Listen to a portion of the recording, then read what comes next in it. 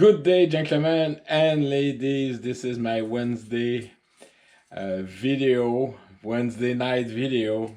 And as promised, I'm going to move some stuff inside my cluttered garage, which is always full. Now, that stove has been here all the time. You didn't notice it. But you know the orange square box there, that's how big the stove is. All right, so it's called a Soyer stove, and while I'm moving things around, I mean, I have to throw the tractor, my lawn mower, my John Deere outside, my snowblower, my little stove, 3-burner stove outside, and start to unscrew stuff. I'm going to show you that how well it's packed. I'm gonna show you many pictures of the history of that stove, how long and why we call it a Soyer stove, and how long it's been created. Stick around. I'm just gonna look at that portion. It's gonna be short, and I'm gonna make that thing disappear by magic. All right, stick around.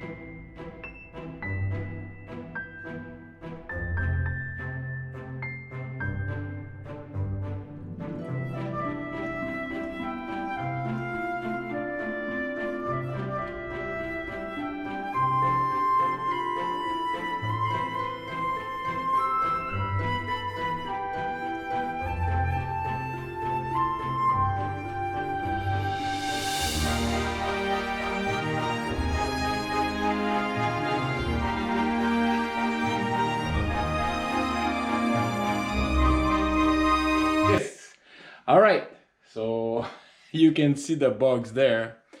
When I move up here in Navida from Shefford, my whole-time subscriber, remember then when I arrive here, I put my box there. That box used to be on my outside deck, the portion where you had a roof above it, and I had that box completely varnished with the outside varnish to protect it, and that's how I store it. Now when I arrive here, I put the box right down the corner, thinking and that the next time I will move it is when I'm gonna be retiring from service life, and that's exactly what is going to happen in about less than 2 years from now. This is the first time. I just remove all the screws. I'm just gonna open the door there. All right, I'm just gonna open it like here, and I'm just gonna take some gloves because, and trust me, it's heavy. So this is one part of the chimney. It's a big steel pipe. It's not the type of the same pipe you found on stove. It's a, you can hear the noise.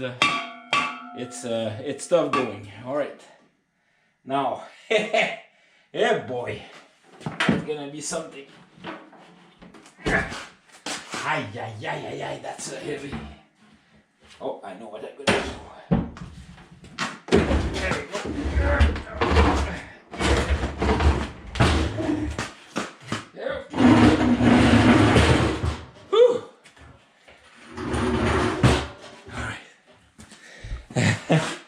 So yes, so that box was made for the stove. All right, now just a quick look around at your level.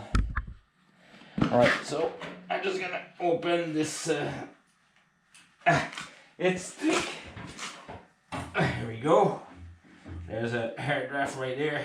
I'm just gonna do my little hammer.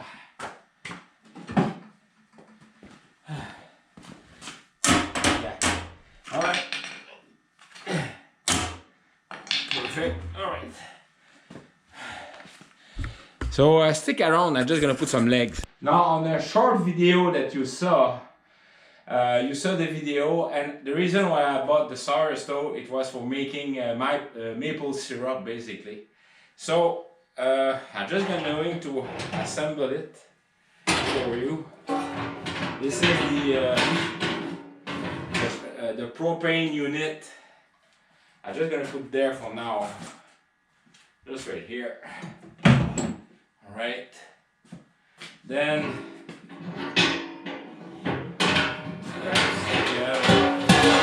a better view.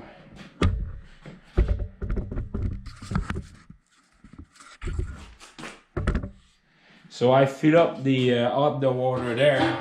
This hook, it was for remove the bucket. It's aluminum, by the way. Just gonna put it there, and inside I got the rest of the chimney. That's all done.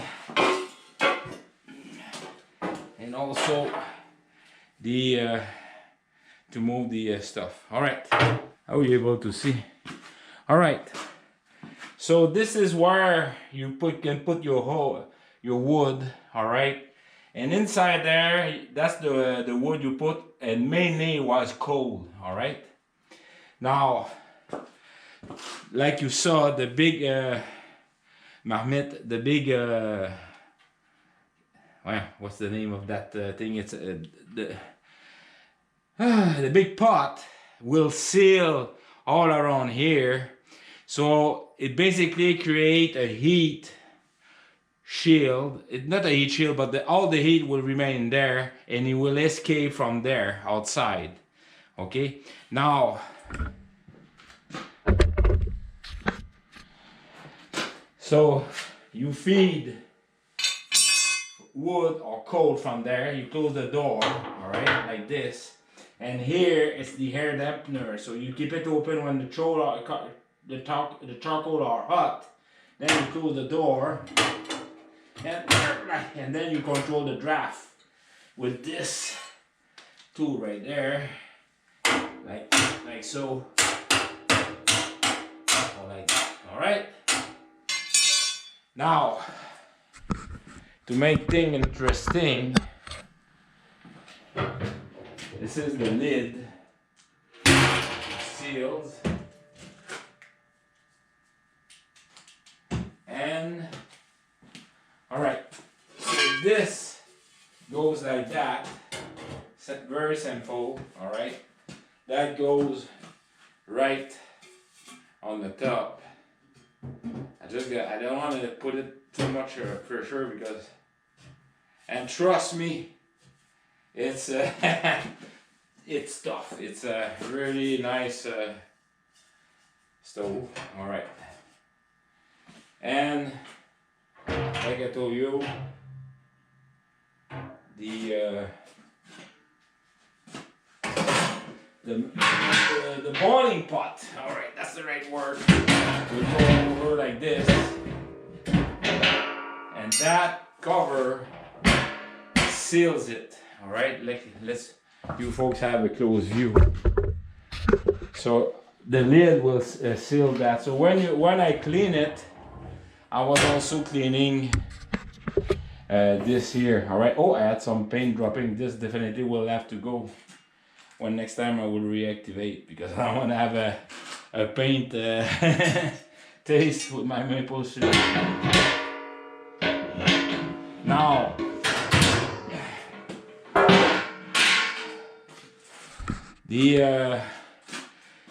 I bought that in the army surplus, and Joe can witness that. I bought it in Dunham. I bought that before I was making videos.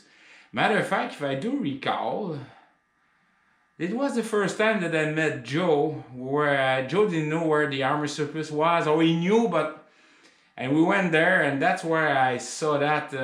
I don't know if Joe can recall that, but anyway, I was just meeting Joe the first time. We went to the army surplus in Dunham, which is about 45 minutes south of where we used to live in Shefford Mountain. And he told me that one of the guys was using that for boiling corn. You know, the corn, boiling water, and he told me he was using propane, and I had these propane, you know, for the when you want to cook a rooster or a turkey. So basically what I've done is I put that inside, like open it by here. I'm just gonna show you that. I was putting the thing right like this, all right, just like so, right like that. If I do recall, yes, this, yeah, just like that. Yeah, I do remember. And I had a plate, yes, and that plate I was putting that in the bottom. If you can have a good view here, I was putting that right on the bottom like this, so the air was coming like that, and it was for keeping the very warm, and the boiler was right at the top. All right. Now, and it was all right. I use on the video that you saw, I was using coal. Coal is very expensive in Quebec. If I was in the Maritime, I don't know, in probably the coal coming from CB, Cape Breton, I don't know if Kenny can tell me the price of a pocket of coal. I don't remember, sorry, but I did try to buy coal from CB, and yeah. And then I tried wood. Wood was going good, except I didn't have the combustion chamber. It was boiling, but I had to keep it going. And I like to mention that it was starting to get dirty all around here. So then I thought about the suggestion, and that's where I put the propane. And with propane, yes, it was I mean, my firewood was cheap, it was free. Then I had propane, and then I had coal. And to make this big amount of water to boil, definitely the output, it was propane, because that thing can, I don't know how many BTUs that thing was going, but I had to be careful not to over boiling, and it did a very good job boiling it. I have another brand new and thicker also.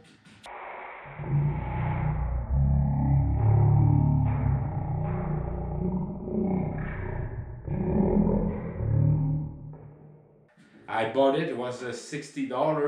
The whole unit, by the way, it cost me, and they still sold it, I think. It was less than 400 Canadian dollar, and it was very good, all right?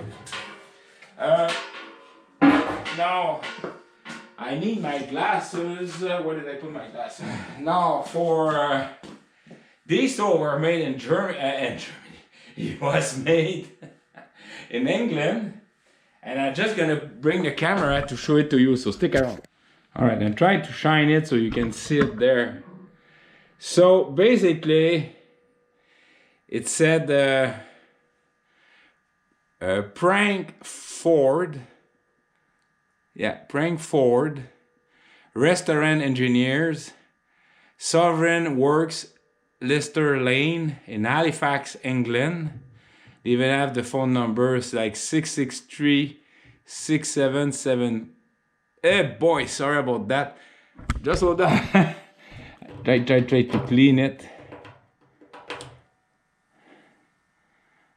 Eh boy, it's 663, probably a 1/4, probably extension 4 probably.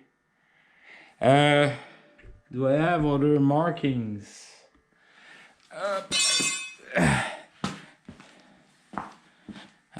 I know that I have the logbook, the paperwork that came with it, or maybe I had to download it. That's what happened. I had to download it because when they were selling those, it was already open, check, and they didn't have the book. I think I don't have the book.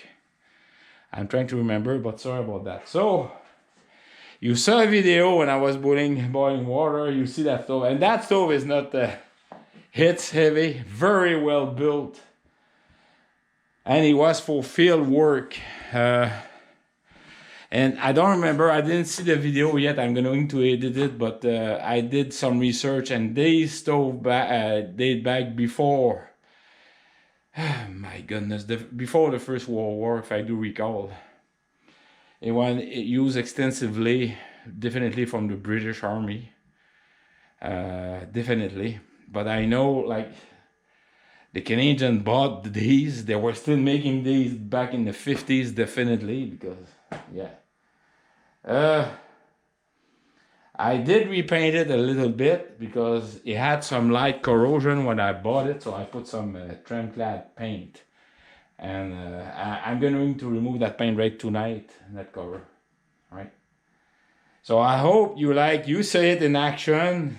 I put mute because I was back then, back then, I had my tractor, but I was helping Joe's making video. Well, helping, it's a big word. I was assisting, not even. Anyway, I was there making videos. I was his cameraman, basically, yes.